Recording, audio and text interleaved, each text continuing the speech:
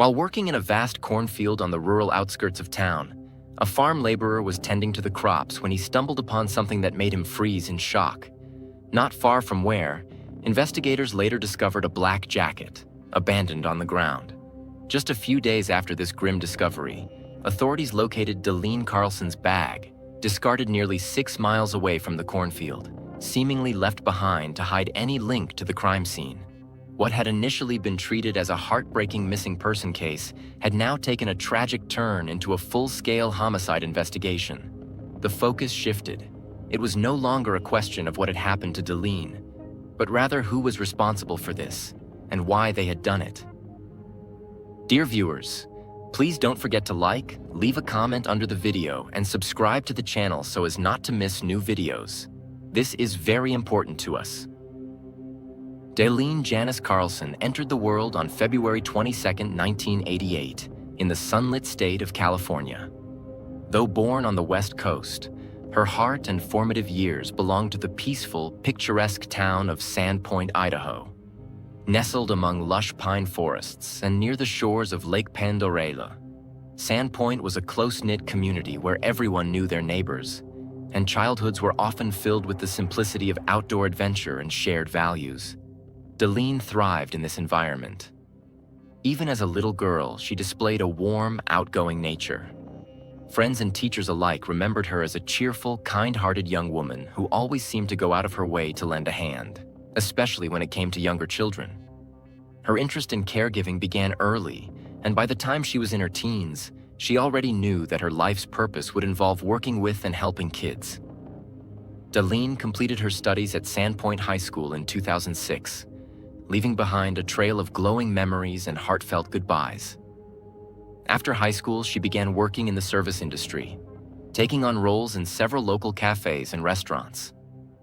Whether she was serving coffee, clearing tables, or chatting with customers, Delene earned a solid reputation for being both diligent and personable. Her work ethic was unmatched, and her ability to connect with people made her a favorite among coworkers and regulars alike.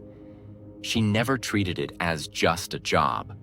For her, it was a stepping stone towards something bigger. In the summer of 2011, fueled by ambition and the hope of a brighter future, Delene made the significant decision to move back to California, specifically to the city of Stockton.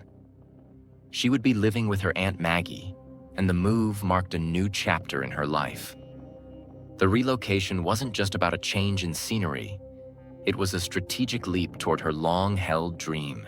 After saving for years from her waitressing jobs and budgeting meticulously, Delene had enrolled at San Joaquin Delta College with plans to major in child development. It was a dream she'd been working toward for a long time. She envisioned a life spent making a difference, one where she could support and nurture the growth of children in need of care and guidance. With only a few months left before the semester started, Delene focused on adjusting to her new surroundings and establishing a social circle in Stockton. Her cousin Cecily was instrumental in this transition, serving as her personal tour guide, showing her the best spots in town, introducing her to people, and helping her feel at home. Delene, with her usual confidence and charm, quickly began to make new friends. One local hangout spot quickly became her favorite, a casual nightlife venue called Bar and Grill. With its relaxed vibe and friendly crowd, it was the perfect place for someone like her to unwind and socialize. On the evening of August 6, 2011, Delene decided to head out alone for the night. Cecily, who was battling a fever, opted to stay home. But Delene, ever the independent spirit, didn't want to miss out on an evening she'd looked forward to. Dressed in her favorite black and white vest top paired with stylish ripped blue jeans, she got ready for the night. Before she left, she asked Cecily to take a quick photo of her outfit. A simple act, but one that would later become crucial. As she left, her Aunt Maggie reminded her with a lighthearted but firm tone to be back no later than 3 a.m. Delene smiled, acknowledged the curfew, and headed into the warm Stockton night. But 3 a.m. would come and go without the sound of the front door unlocking. Then 3:30 passed, then 4. Maggie, still awake and worried, began texting Delene repeatedly, hoping for a reply. hoping perhaps she had decided to sleep over at a friend's house. She tried to rest but couldn't. Restlessness set in, and a gnawing sense of unease began to grow. As dawn broke, Maggie reached out to Delene's friends, trying to piece together her movements the night before. But no one had seen or heard from her since she left for the bar and grill. With anxiety mounting and no sign of Delene, Maggie made the difficult call to local authorities. Although it was still within the early hours, too soon for an official missing person report by some standards, the police took down the information. Meanwhile, family and friends mobilized. They searched streets, parks, and neighborhoods, calling out her name and clinging to hope. But as the heat of the day gave way to the cool hush of night once more, that hope began to fray. The following morning, police began their formal investigation. The photo Delene had asked Cecily to take, the one that captured her outfit before she left, became a vital lead.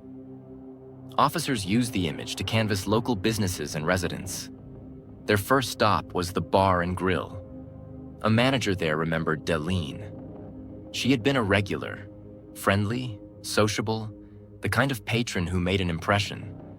He recalled her spending much of the evening outside, chatting and enjoying the night air. Nothing had seemed particularly strange, but one detail stood out. Delene had arrived with a friend, but had also bumped into someone from her past, Jacob Evangelisti, her 25-year-old on-and-off boyfriend. According to Jacob, their relationship had been rocky of late. In fact, he openly admitted they had had a major disagreement just 4 days earlier. He had learned Delene had been speaking with James Cousins, a mutual acquaintance, and tensions had flared. Jacob told officers that despite their strained dynamic, they had both spent time at the bar that night, though somewhat apart. He said they hung out with mutual friends but kept their distance emotionally. At some point, Delene told him she wanted to end things for good.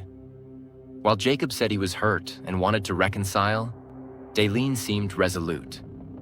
According to Jacob, she left the bar before he did, and he did not see who, if anyone, she left with. His timeline aligned with what employees remembered, but authorities still had their doubts.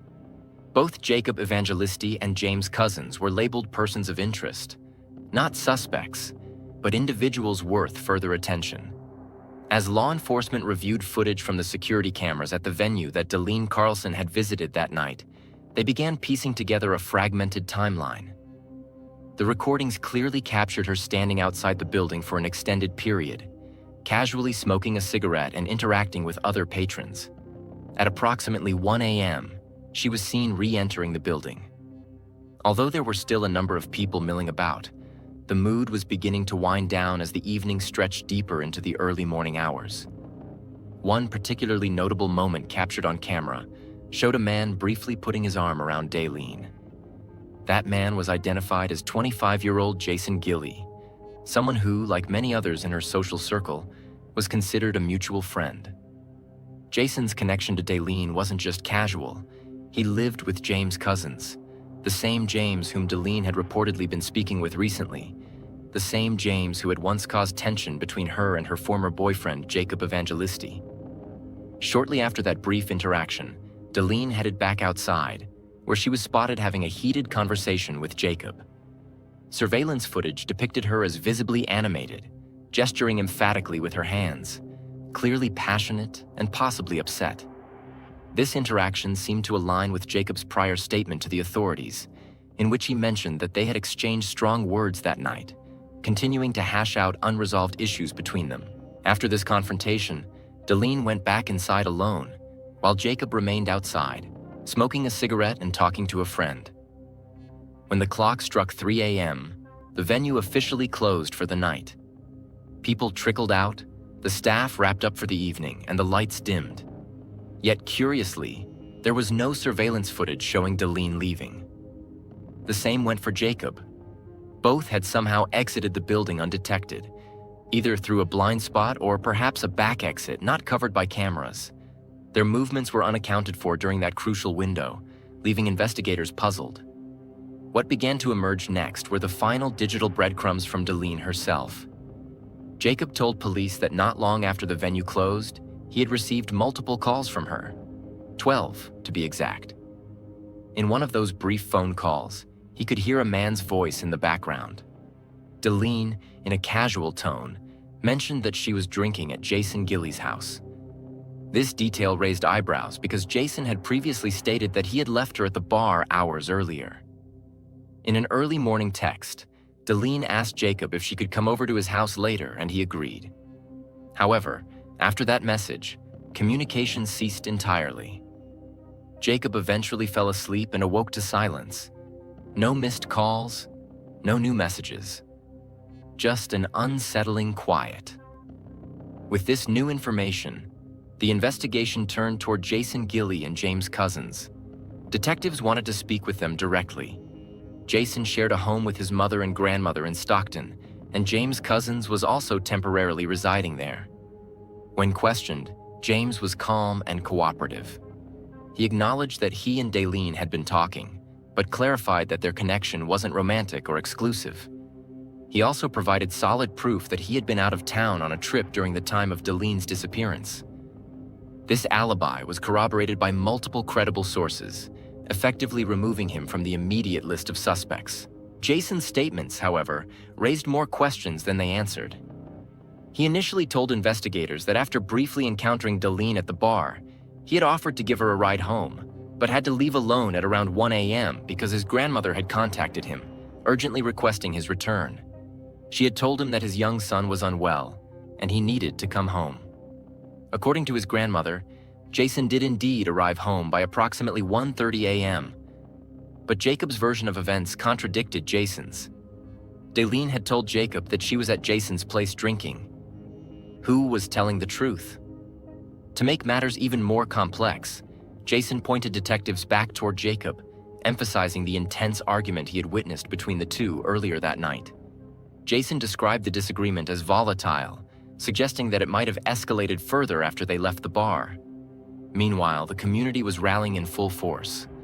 Deline's family and friends worked tirelessly, refusing to stand still while answers remained elusive. They managed to raise $1,000 to add to the $1,000 reward already offered by Crime Stoppers. A semi-professional football team in the area volunteered to host a charity match and a raffle to raise additional funds. Volunteers handed out missing person flyers in shopping centers, parking lots, and neighborhoods. They organized search efforts and continued pushing her story on social media. The pain of not knowing began to eat away at them. As one of her close friends said during a local news interview, having to talk your brain out of every single possible scenario is exhausting and terrifying. The constant guessing, trying to connect dots that may not even be there, it consumes you. The uncertainty becomes a shadow over everything. As time passed and no solid leads emerged, investigators expanded their efforts. They visited every nearby business, asking for access to any camera footage, no matter how minor. It was a time-consuming process.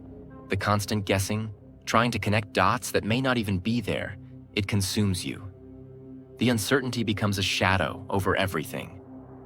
As time passed and no solid leads emerged, investigators expanded their efforts. They visited every nearby business, asking for access to any camera footage, no matter how minor. It was a time-consuming process, but it finally paid off. At approximately 1:30 a.m., a 24-hour convenience store called Food for Less yielded a breakthrough.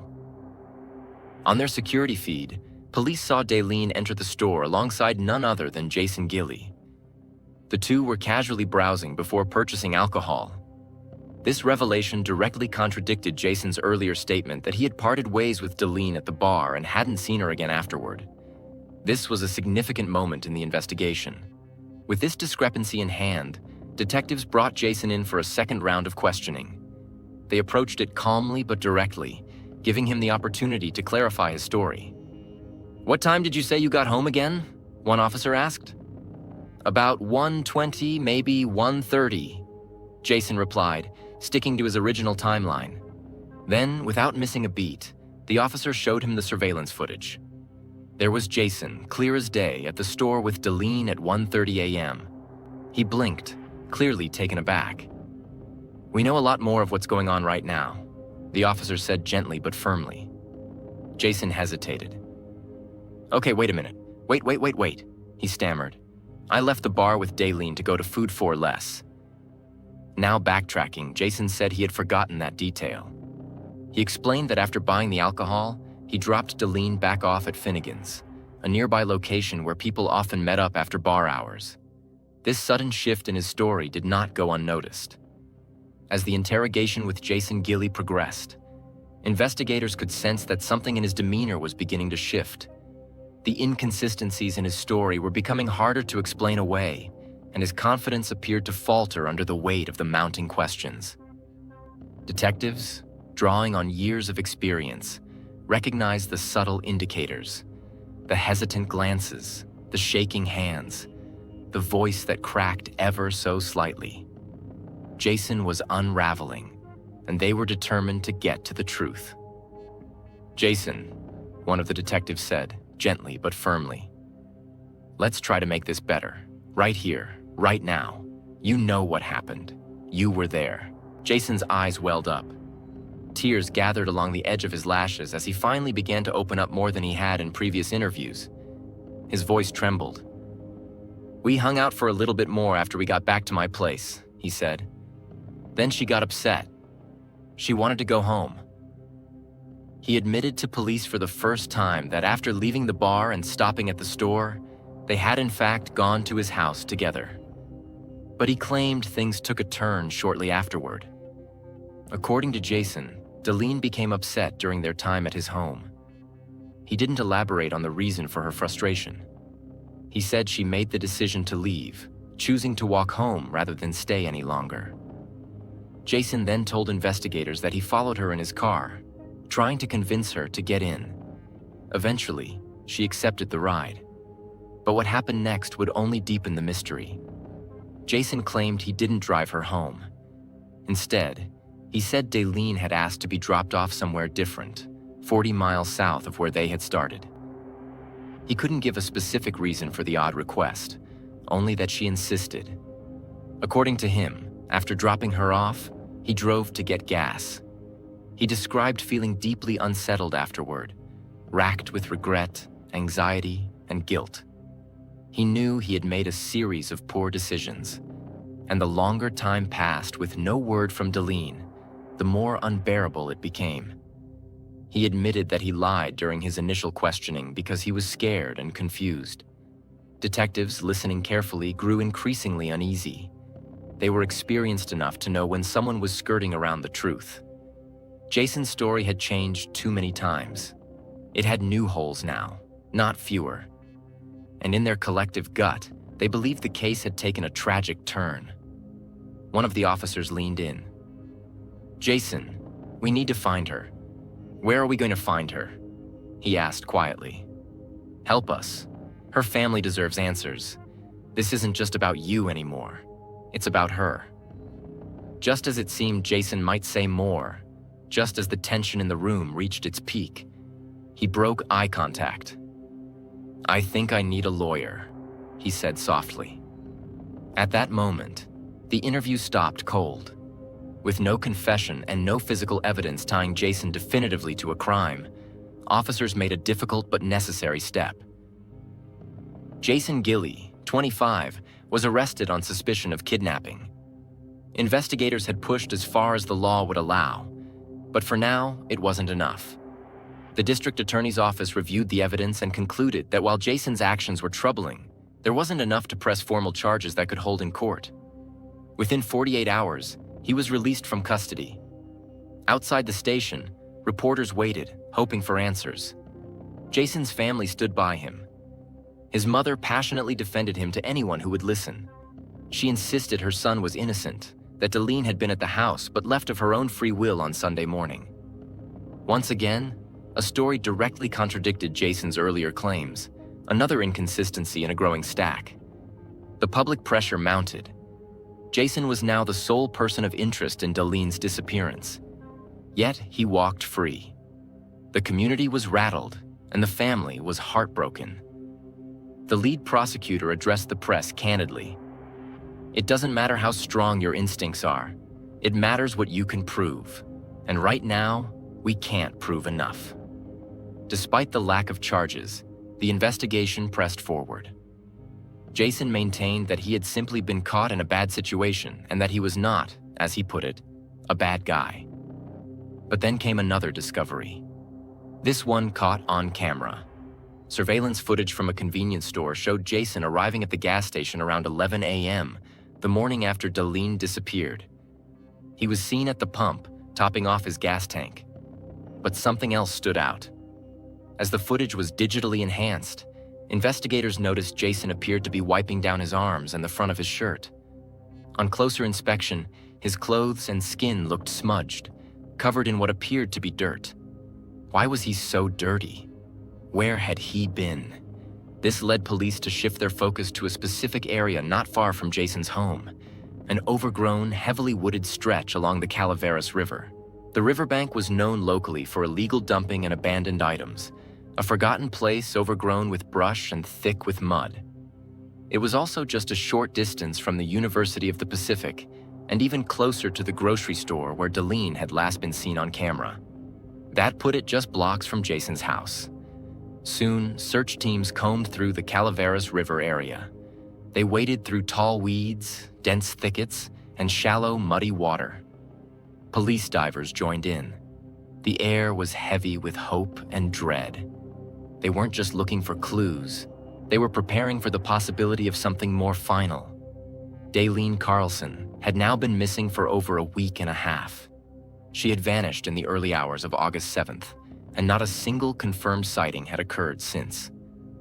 When local media asked why police were focusing on the river area, investigators declined to specify. But the implications were clear.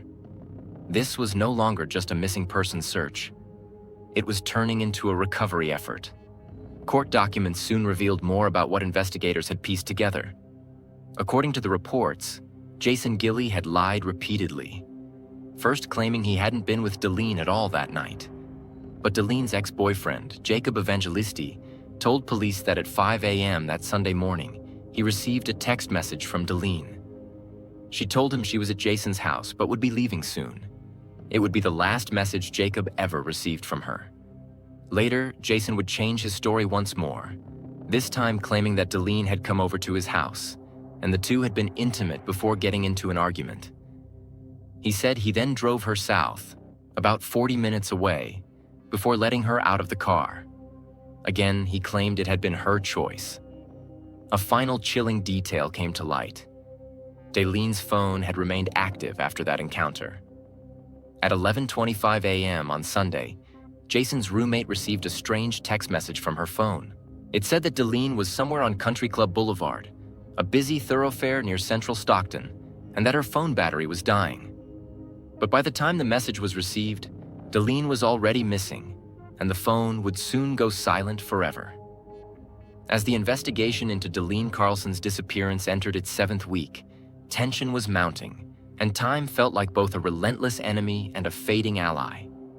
Detectives continued to comb through digital footprints, interview acquaintances, and recheck areas that had already been searched. Among the many leads they pursued, one particular strand continued to pull at them: messages that had been sent from Darlene's phone after she was last seen. When questioned about these messages, James Cousins, one of the mutual friends entangled in the case, told investigators something that sent chills down their spines. "I don't even know if it was Darlene sending them. All I can say is they were coming from her phone." He elaborated further, stating, "Texts are just that, words on a screen. But who's really behind them? That's the question. That phone could have been in anyone's hands at that point." This uncertainty cast a long shadow over what might otherwise have been seen as hopeful signs. What if those messages, far from being reassurance, were misdirection? Then came a discovery that shifted the investigation once again. On August 18, search teams scouring the murky terrain around the Calaveras River came across a single flip-flop sandal lodged in the riverbank's underbrush. It was waterlogged and worn, but bore a strong resemblance to a pair Darlene had been wearing around the time of her disappearance. While it wasn't definitive proof of anything, it suggested that she may have ended up in that very area, one already thick with suspicion due to its proximity to Jason Gilley's home. Weeks passed, and the search continued with heavy hearts and diminishing hope. Then came the moment that would change everything. Roughly 2 months after Deline was last seen, a farm worker tending to crops in a vast cornfield on the rural outskirts of town stumbled upon something that stopped him in his tracks. Nearby, investigators later found a black jacket, and just a few days after that, Deline's bag was discovered, some 6 miles away from the cornfield, discarded as if to obscure its connection. What had started as a heartbreaking missing persons case had now turned into a full-fledged homicide investigation. The question was no longer what happened to Deline Carlson. It was who had done this, and why. The evidence was officially identified through dental records. For Deline's loved ones, this confirmation, while bringing some closure, shattered any lingering sliver of hope. "I just couldn't believe it," one family friend said tearfully. "I really thought she'd turn up. Maybe scared, maybe needing help, but alive. I'm glad the family has answers now, but I wish with all my heart it didn't end like this." As detectives pored over the growing pile of evidence, the inconsistencies in Jason Gilley's story became impossible to ignore. Despite his grandmother's initial defense of his alibi, under further questioning, she eventually admitted that she had lied to protect him, and she wasn't the only one keeping secrets. Another person close to Jason came forward and told investigators that Jason owned a firearm, a detail he had never disclosed. Ballistics experts analyzed shell casings found near the crime scene and made a grim confirmation. They matched the gun registered to Jason Gilley. Adding to the growing mountain of evidence was cell tower data, which placed Jason and Deline in the same area near the time of her disappearance. This, along with the suspicious messages sent from Deline's phone after she was presumed dead, led investigators to conclude that Jason had been using her phone to create a false timeline, possibly to mislead Jacob Evangelisti and others who might have gone looking for her. Deline's aunt, heartbroken and visibly shaken, summed it up in words that resonated with everyone who knew her niece. "I don't understand why someone would do that to a person like her. Deline just wanted to be liked. She was kind. She loved people. She had this magnetic personality. She drew people in." Further forensic analysis of Jason's phone revealed that, contrary to his initial statements, he had been contacting Deline far more frequently than he had ever admitted. In a single 3-day period leading up to her disappearance, over 200 text messages had been sent from his phone to hers. The tone of those messages ranged from friendly to insistent, even obsessive. According to friends, Deline had begun brushing them off, trying to keep things light, even laughing off some of his more persistent texts. But others said she had started to express discomfort. She wasn't interested in Jason in that way. According to the prosecution, the timeline looked increasingly sinister. Jason allegedly persuaded Deline to go to his house under the pretense of hanging out or offering her a ride home. Once there, something happened. Prosecutors believed he had become angry when it became clear she wasn't romantically interested in him. In court, the case against Jason Gilley continued to grow stronger. Authorities now had more than 1,000 pages of documented evidence. And that wasn't even counting the full set of phone and digital records still being processed. He was formally charged with the kidnapping and murder of Deline Carlson. At his preliminary hearing, which lasted multiple days, witnesses testified, and evidence was presented in painstaking detail. By the second day, the judge faced the heavy responsibility of deciding whether the evidence was sufficient to proceed to trial. With the weight of the case and the volume of contradictions in Jason's statements, few doubted the direction the ruling would take. Because the crime involved special circumstances, namely kidnapping in connection with homicide, Jason became eligible under California law for capital punishment. However, due to ongoing legal challenges to the death penalty, including the case of Michael Morales in 2006, the district attorney's office announced they would not seek the death penalty. Instead, they would pursue life in prison without the possibility of parole, emphasizing the deliberate nature of the act and its devastating impact on Deline's family and community. Those who had once stood by Jason began to turn away. One of the most telling moments came from his former best friend, Robert Cousin, who had once sheltered him when media pressure grew unbearable. When it was bad, I let him stay with me. Everyone gave him the benefit of the doubt because of how convinced he was that he had nothing to do with it, Robert told reporters. But now that I know what he did, what he's accused of doing to that girl, I've completely cut him out of my life. She was 23. She was full of life. She didn't deserve any of this. I don't feel bad for him. Not for him, not for his family, and not for anyone who helped cover for him. I sat him down one night, the friend later recalled, and I just asked him outright, "Did you have anything to do with it? Do you know what happened to her?" The room was still, the air tense. Jason's answer, delivered with a calm demeanor that made the words even more chilling, was simple. "No, I don't know what happened to her." But as months turned into years and the mountain of evidence grew higher, that answer no longer held the weight it once did. More than 2 years after the day Deline vanished, the wheels of justice finally turned toward resolution. Jason Gilley, now 27 years old, was transferred out of protective custody and placed into the general inmate population at the county detention facility. He was no longer just a suspect under watch. He was now a defendant standing trial in one of the most deeply felt murder cases Stockton had seen in years. The lead-up to the trial had been long and complicated. Throughout the course of the investigation, Jason had given investigators multiple conflicting statements, each slightly different from the last. But when the courtroom filled with jurors, legal teams, reporters, and grieving family members, the prosecution began laying out the carefully constructed framework of evidence that told a far different story. It was a story rooted in phone records, forensic analysis, surveillance footage, and above all, behavior patterns that pointed to a chilling conclusion. As the prosecution made its closing arguments, they painted a picture of a man who had become increasingly obsessive. They noted the over 200 text messages Jason had sent her in just 3 days, many of which Deline had ignored or politely deflected. And they reminded the jury of the forensic evidence.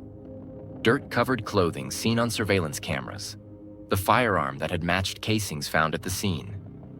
But the defense pushed back, doing everything in their power to introduce doubt. Jason's attorney emphasized that cell tower triangulation isn't precise, arguing that the signals could have pinged off any of 3 different towers in that area. He insisted that the evidence was entirely circumstantial, that there was no eyewitness, no direct video footage of the crime, and no confirmed cause of death linking Jason beyond a shadow of a doubt. The defense attorney also offered a different motive for Jason's lies to police. It wasn't guilt, he said. It was embarrassment. He told the jury that Jason had concealed the truth of his relationship with Deline because he feared judgment from mutual friends. He didn't want others to know about their romantic involvement, as he believed it would be considered inappropriate or socially complicated within their friend group. That, the attorney argued, was the only reason Jason had misled investigators, not to cover up a crime, but to protect his reputation. Yet even as the defense built this alternate theory, the prosecution reminded the jury of one undeniable truth. Jason Gilley had changed his story again and again, each new version conflicting with the last, each new twist coming only after new evidence had emerged. That, they said, was not the behavior of an innocent man. After both sides rested their cases, the courtroom fell into a heavy silence. It was now in the hands of the jury to decide Jason Gilley's fate. The deliberations did not last long. Jason Gilley was found guilty of both kidnapping and murder. The judge sentenced him to life in prison without the possibility of parole. It was a sentence that would keep him behind bars for the rest of his natural life. To this day, Jason has never publicly admitted what truly happened that night.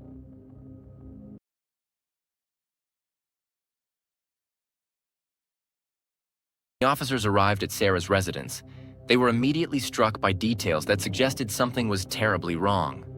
At first glance, they noticed that a window pane beside the front door had been smashed.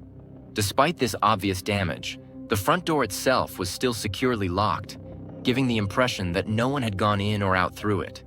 The officers knocked several times, loudly enough to be heard inside, but the house remained silent. No voice answered. No footsteps approached. Deciding to check the rest of the property, they moved carefully around to the back of the house. There, they discovered that the sliding glass door was unlocked. The discovery was unsettling, but it also gave them a way inside. Proceeding with caution, they entered the home.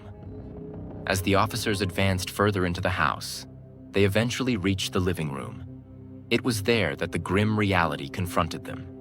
Lying on the floor, completely motionless, was Sarah. The sight confirmed their worst fears. Dear viewers, please don't forget to like, leave a comment under the video, and subscribe to the channel so as not to miss new videos. This is very important to us. Sarah Raris Williamson entered the world on June 20th, 1963, in the warm climate of Florida. Her early years were shaped by her father's career in the U.S. Army. Because of his military service, the family lived for a while on base housing, surrounded by the strict routines and close-knit community of military life. Eventually, the Williamsons relocated to Albuquerque, New Mexico, where they hoped for a quieter, more settled environment. It was there that Sarah's personality began to truly shine. From a very young age, Sarah showed signs of unusual intelligence. Teachers noticed her talent in mathematics almost immediately. Numbers came easily to her, and what seemed complicated to other students appeared to Sarah as an exciting puzzle. Testing later revealed her IQ was exceptionally high, and without much effort, she consistently achieved top grades. But Sarah wasn't only about equations and problem solving. She had an insatiable love for reading, often sneaking crime novels into her school bag and staying up late at night to finish just one more chapter. By the time she reached her later high school years, she was already imagining herself writing a novel of her own, one where clever reasoning and observation would unlock the darkest of mysteries. Her personality was vibrant. Sarah was known as an energetic and outgoing young woman, someone who could balance intellectual curiosity with a lively social life. She had many friends, was active in school activities, and always found time to spend with her beloved older sister. Those who knew her often described her as a rare combination of brilliance and warmth. After high school, Sarah chose to pursue mathematics more formally. She enrolled at a university close to Albuquerque, where she thrived in her studies and earned her degree with distinction. During this time, she met a fellow student named Cohen. Their relationship grew quickly, and soon after graduation, they married.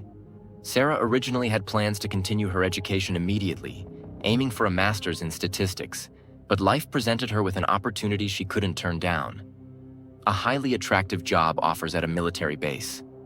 It was the kind of role that could fast-track her career. After gaining valuable experience there, she and Cohen eventually relocated to Maryland. Sarah soon secured a position with the National Security Agency as a statistical analyst, a dream job for someone of her skills. The position was demanding, but she thrived. Sarah quickly built a reputation for being a creative problem solver who could analyze enormous amounts of data and still see the human stories hidden in the numbers. Even as her career advanced, Sarah kept another passion alive. In the evenings, she began writing her own crime novel. The central character was a statistician, much like herself, who used logic, patterns, and data to uncover the truth behind a murder. Friends later said that this project gave them a glimpse into Sarah's imagination, a world where intellect could unravel even the most complicated mysteries. But while her professional life was blossoming, her personal life grew complicated. After 3 years of marriage, her relationship with Cohen began to deteriorate. The couple eventually separated and divorced. Sarah poured herself into her work and also decided to revisit her academic dreams. She enrolled in evening classes at Johns Hopkins University to pursue a master's degree in statistics. There she met Lorenzo, a 25-year-old business and finance student. At the time, Sarah was 27. Both had gone through divorces before, and perhaps that shared experience helped them connect. Their relationship soon turned serious, and after Sarah completed her master's degree, the two married. They chose to settle in Elkridge, an affluent suburban community near Baltimore. The neighborhood was peaceful, the kind of place that seemed ideal for raising a family. 3 years into their marriage, they welcomed a son. But almost as soon as the baby arrived, Lorenzo's behavior began to shift. Friends and neighbors noticed he seemed distant, even cold. At home, he grew increasingly controlling towards Sarah, questioning her decisions and isolating her socially. His indifference to their newborn son deeply troubled her. After enduring this growing tension, Sarah made the difficult decision to end the marriage. By the time she was 35, she and Lorenzo were officially divorced. Their son, just 1 year old, primarily lived with Sarah, though weekends were spent with his father, who had moved back in with his parents nearby. Sarah tried to keep life as stable as possible for her child, balancing her demanding work at the NSA with the responsibilities of being a single mother. On Friday, November 13th, 1998, Sarah followed the usual custody arrangement and dropped her son off at Lorenzo's home. That Saturday, she spent the day with her close friend, Laura. The two women had always supported each other through life's ups and downs, and their friendship was a source of comfort for Sarah. They had made plans to talk again the following morning. Sunday arrived, but Laura never received Sarah's expected call. Concerned, she tried reaching out by phone, but Sarah didn't answer. That's when Laura discovered she had a voicemail waiting. The timestamp showed it had been left the previous evening at 8:46 p.m., when Laura had already gone to bed. Back in the late 1990s, voicemail systems didn't display the caller ID. You had to dial in and listen. Thinking it might be from Sarah, Laura played the message. What she heard left her unsettled. The tone was chilling enough that Laura immediately called the police. She requested officers check on her friend without delay. When officers arrived at Sarah's home, they quickly noticed signs that something wasn't right. A window pane next to the front door had been shattered, yet the door itself was locked tight. No one answered when they knocked repeatedly. Moving around to the back, they found the sliding glass door unlocked. They entered cautiously. What puzzled investigators immediately was that the alarm system connected to the sliding door was still armed. Logically, if an intruder had entered through the front or back, the system should have been triggered. This odd detail raised questions right away. As they stepped further inside, they reached the living room. And there, they were confronted with a heartbreaking sight. Sarah was lying motionless on the floor. It was clear that nothing could be done to save her. Fearing that her young child might also be in danger, officers rushed through the house, calling out and searching every room. Not knowing the boy had spent the weekend with his father, they feared the worst and initially suspected a possible abduction. Relief only came later. When it was confirmed, the child was safe. Sarah's body was transported to the medical examiner's office, while detectives turned their full attention to the crime scene. Detectives at the scene worked quickly to reconstruct what had taken place. It didn't take long for them to conclude that the person responsible had almost certainly entered through the broken front window. That particular window, like the others in the home, had been wired to the alarm system, but the sensor was positioned on the frame. The design meant the alarm would only trigger if the window was physically opened, not if the glass itself was shattered. By smashing the glass and climbing through, the intruder bypassed the alarm entirely. Later analysis showed fingerprints around the frame, though they were too smudged to be of use. What was clear, however, was that the same route had been used to leave the residence as well. Inside the house, the disorder told its own story. Investigators noted that a drawer in the living room had been pulled wide open, and all the VHS tapes stored there were strewn across the floor. Even more curious, the VCR unit was missing altogether. In the kitchen, every cabinet door had been left open, as if someone had gone through them in a frantic search. At first glance, the whole scene seemed to scream burglary. But seasoned detectives felt uneasy about that explanation. If theft had been the primary motive, why were Sarah's most valuable possessions, her laptop and her wallet, left sitting untouched on the kitchen table? It seemed less like a robbery and more like someone had staged a false picture of one, using the chaos to disguise another motive entirely. Adding to the mystery was the level of force used in the attack. The intensity suggested more than just opportunistic crime. It spoke of anger, resentment, or perhaps even hatred directed personally at Sarah. And one detail puzzled investigators deeply. Why would the intruder choose the front window at all? The back of the house was concealed by woods and would have provided much more privacy. Smashing glass at the front carried a greater risk of drawing attention. The only logical explanation was that the attacker understood the alarm system and deliberately chose the window because they knew it wouldn't trigger a response.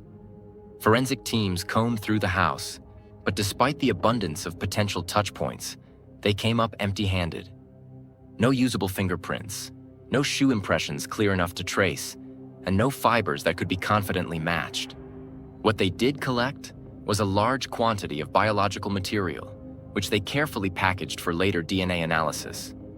Out in the backyard, officers made a chilling discovery: a machete lying discarded in the grass. Based on its placement and appearance, investigators believed it to be the weapon used. The presence of such a weapon reinforced their suspicion that this was not random but intensely personal. With the crime scene secured and evidence gathered, detectives turned their attention to Sarah's immediate circle. The first relief came when they confirmed her young son was safe with his father, Lorenzo. That removed their worst fear, that the child might also be missing. With that reassurance, they moved forward with interviews. Friends, colleagues, and family members were asked about Sarah's recent life. Was there anyone she had argued with? Any disputes, grudges, or signs she might have been in danger? Across the board, people painted the same picture. Sarah was compassionate, approachable, and had no history of conflicts. She had a bright energy that drew people in rather than pushed them away. The only point of tension, mentioned again and again, was her ex-husband. Her closest friend, Laura, was especially forthcoming. She described the difficult decline of Sarah's marriage to Lorenzo. Before their son was born, Lorenzo had already been struggling. He had been prescribed antidepressants, but at some point, he stopped taking them. After the child's arrival, his personality seemed to shift even more dramatically. Instead of adjusting to fatherhood, Lorenzo became controlling, monitoring Sarah's activities, questioning her loyalty, and demanding constant attention. Sarah confided in Laura that she often felt smothered and increasingly unsafe. The situation worsened after Sarah returned to work. Lorenzo became convinced she was having an affair with her supervisor at the NSA. He even went so far as to show up at her workplace and voice his accusations. Because of the sensitive nature of her job, his claims triggered a full internal investigation. Dozens of employees were interviewed. In the end, no evidence whatsoever supported Lorenzo's story, and Sarah was cleared entirely. But even with that outcome, Lorenzo refused to drop the accusation. His obsession with the idea continued to grow. The marriage reached a crisis point during one of their heated arguments, when Lorenzo introduced a weapon into the confrontation. That incident was Sarah's final straw. Realizing the danger, she filed for divorce immediately afterward. She also sought legal protection, obtaining a restraining order against him. Still, beyond that court order, no further action was taken. From that point on, her contact with Lorenzo was limited. She would see him in courtrooms as they battled over custody or during the brief exchanges when she dropped their son off at Lorenzo's parents' house, since visitation rights had been legally granted. In the weeks leading up to her death, Sarah had grown increasingly uneasy. Her sister later revealed that just one day before the murder, Sarah had confided in her fears. She admitted she was afraid of Lorenzo and worried he might harm her before the court made its final custody decision. That revelation alone was enough for detectives to focus on him as their prime person of interest. When investigators approached Lorenzo with the news, his reaction was dramatic. He fell to his knees, covered his face, and began shouting in grief. The display seemed genuine to some, though others in law enforcement quietly noted that such an outward performance can sometimes be just that: performance. Once he regained his composure, detectives began their questioning. Lorenzo denied any involvement in Sarah's death. Instead, he circled back to his long-standing accusations, insisting they look into Sarah's boss. He repeated his claim that she had been romantically involved at work, despite the fact that it had already been thoroughly disproven. As for his own whereabouts, Lorenzo said he had been at home the entire night. His parents and family members confirmed his statement, standing by his side and providing him an alibi. Detectives, however, recognized the fragility of such testimony. Alibis from family carry less weight, as loved ones can easily provide cover, whether knowingly or unknowingly. Investigators moved forward methodically. As part of their standard procedure, they collected Lorenzo's DNA and fingerprints, carefully documenting every step to ensure that nothing could later be challenged in court. They also examined his body for any physical marks, scratches, bruises, or other signs that could suggest involvement in a physical confrontation. To their surprise, Lorenzo's skin was unmarked. There wasn't a single cut or scrape, not even something minor that might have occurred if he had been in a struggle. For detectives, this was frustrating. They had hoped for something conclusive. Determined not to stop there, the team secured a search warrant for both Lorenzo's home and his vehicle. Forensic experts went through every inch of his property. Carpets were examined for traces of blood, his trunk swabbed for fibers, and even the soles of his shoes tested against the impressions lifted from Sarah's home. But once again, nothing incriminating turned up. No traces of blood. No footprints or footwear that matched the prints left behind at the scene. No fibers that tied him to the crime. It was as if he had either been extraordinarily careful or had nothing to do with it at all. Recognizing the gravity of the investigation, Lorenzo quickly retained a high-powered defense attorney, the kind of lawyer with a reputation for aggressively protecting clients. The presence of a skilled defense team shifted the dynamic almost immediately. Detectives knew that every move from this point forward would be challenged, scrutinized, and potentially dismantled in court. With the trail against Lorenzo growing cold, they reluctantly began widening their scope.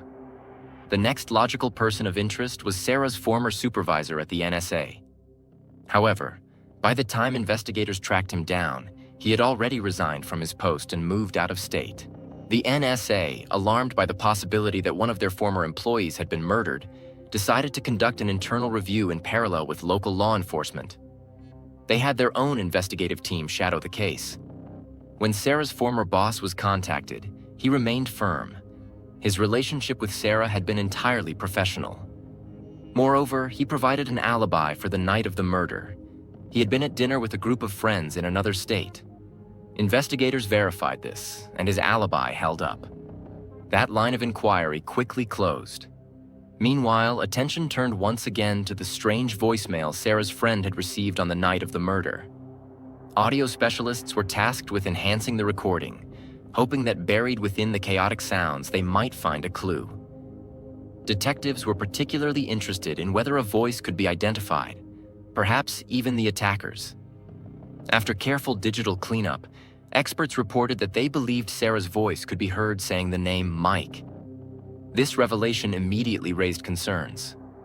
Lorenzo's younger brother, Michelangelo, who went by Mike, was living in the same house with his parents and Lorenzo at the time. When detectives learned this, their suspicion shifted. If Sarah had uttered the name Mike during her final moments, could she have been identifying her assailant? Mike was brought in for questioning. Detectives played the enhanced voicemail for him directly, asking if he could hear his name. He shook his head, claiming it was impossible to make out any distinct words at all. To be fair, even investigators admitted the recording was far from clear. But Mike's demeanor during questioning raised eyebrows. He appeared nervous, his hands trembling slightly, and when detectives later drove him back home, he stepped out of the car and vomited on the spot. The physical reaction unsettled the officers. Though suspicious, there was no concrete evidence against him. Hoping that his conscience might one day weigh him down, the lead detective quietly slipped Mike his phone number, urging him to call if he ever wanted to tell the truth. But before anything could come of it, Lorenzo's attorney intervened once more. This time, the lawyer declared that from now on, law enforcement could not speak to Mike without legal counsel present. That effectively shut down any casual questioning. With their primary leads thinning, detectives expanded the net. They reached out to Sarah's first husband, Cohen, to ensure there were no unresolved issues from the past. He was quickly cleared. They also spoke with Lorenzo's ex-wife. She not only denied any involvement, but also agreed to assist investigators in a creative way. At police request, her phone was tapped. She placed a call to Lorenzo, carefully steering the conversation to see if he might slip up and reveal something new. Lorenzo, however, was steadfast. He repeated his original story and denied any knowledge of who could have harmed Sarah. Another theory emerged during this lull in the investigation. Sarah's work at the NSA. She had access to highly classified material, and detectives could not immediately dismiss the possibility that her death was somehow connected to her career. Was it possible that sensitive knowledge had placed her in danger? To answer that, the NSA's internal team conducted its own thorough review. After weeks of digging, they reported back, there was no indication her work was connected to the crime. The theory was ruled out. Then, a month after the murder, there was finally movement.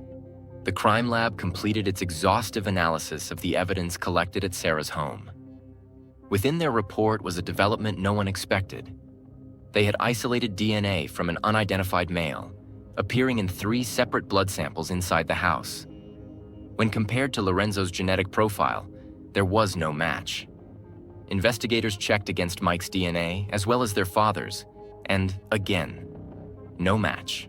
The genetic material belonged to someone entirely different. This revelation was a shock. Detectives had built their working theory almost entirely around Lorenzo. Yet the evidence now suggested the presence of another unknown man. If Sarah's ex-husband was innocent, then who had left their DNA at the crime scene? The discovery threw the case into uncertainty. Unfortunately, the breakthrough stalled as quickly as it came. With no matches in the DNA database and no new leads surfacing, detectives found themselves at a standstill.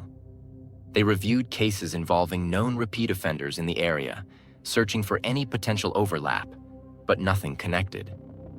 The investigation began to cool, slowly drifting toward unsolved status. Months passed.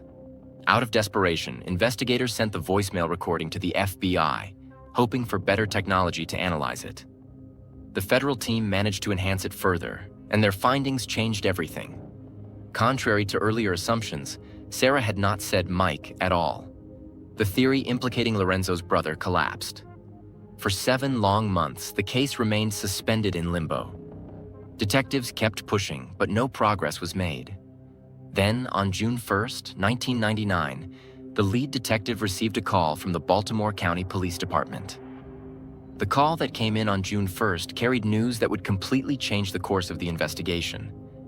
An officer from the Baltimore County Police Department explained that one of their inmates had just confessed to killing Sarah. The inmate was a teenager, only 19 years old, named Ardell Tickles. He was already in custody, having been arrested 3 months earlier for an armed robbery at a McDonald's restaurant. While awaiting trial, Ardell had been talking to his cellmate, and in one of those late-night conversations, he made a chilling admission. He claimed he had killed a woman in her own home. His cellmate wasted no time. Realizing the value of this information, he struck a quick deal with prosecutors in exchange for leniency. To gather proof, he agreed to wear a wire and carefully coax details from Ardell. The plan worked. Over the course of their conversations, Ardell spoke openly, describing how he had broken into a house through a window, confronted a woman inside. Even more importantly, he mentioned the exact date of the crime, the same date Sarah had been killed. Detectives listening to the tapes were struck by how precise his timeline was. These were not vague boasts. These were details that lined up perfectly with the actual crime. When his cellmate asked the most important question, why, Ardell's answer was not what anyone expected. He explained that he hadn't acted on his own initiative at all. Instead, he said that someone had hired him to do it. According to Ardell, he had been promised $5,000 to take Sarah's life. Detectives were stunned. They had always suspected this crime was personal, possibly orchestrated by someone close to Sarah. But here was a young man admitting not only to carrying it out, but also to being paid for it. The lead detective immediately left for the jail to confront him face to face. Inside the interview room, Ardell did not attempt to deny his actions. With surprising calmness, he admitted that he had killed a woman, though he confessed he hadn't even known her name at the time. He spoke with a disturbing lack of remorse, saying that he believed Sarah was a bad person and that in his mind, she had deserved punishment. He even complained that he had been cheated.